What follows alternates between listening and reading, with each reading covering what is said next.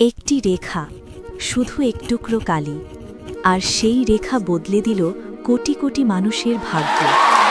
একটা দেশ ভাগ হলো রক্তে, অশ্রুতে আর আগুনে। কিন্তু প্রশ্ন একটাই, ভারত কি সত্যিই ভাগ হয়েছিল নাকি মনুষ্যত্ব? ব্রিটিশরা যাচ্ছিল, গান্ধী চেয়েছিলেন ঐক্য, নেহরু চেয়েছিলেন আধুনিকতা, আর জিন্নাহ তিনি চেয়েছিলেন নিজস্বতা। তিনটি স্বপ্ন, তিনটি পথ, আর সেই পথের শেষে বিভাজন ধর্মের ভিত্তিতে। ১৬ কোটি মানুষ একসাথে ঘর ছাড়ে, হিন্দু যাবে এক পাশে, মুসলমান অন্য পাশে। কিন্তু ট্রেনগুলো ফিরত না, ফিরত লাশে ভরা।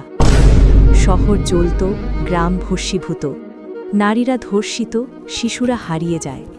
এ এক নীরব গণহত্যা।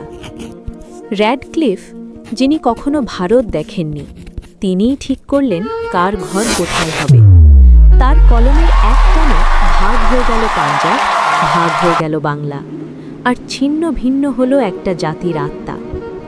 একদিকে জন্ম নেয় ভারত, অন্যদিকে পাকিস্তান, আর মাঝখানে চাপা পড়ে যায় হাজার বছরের সহাবস্থান।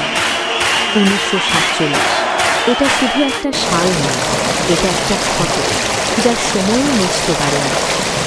স্মরণ করো, কারণ বিভাজন শুধু মানচিত্র বদলায় না, মানুষকেও বদলায়।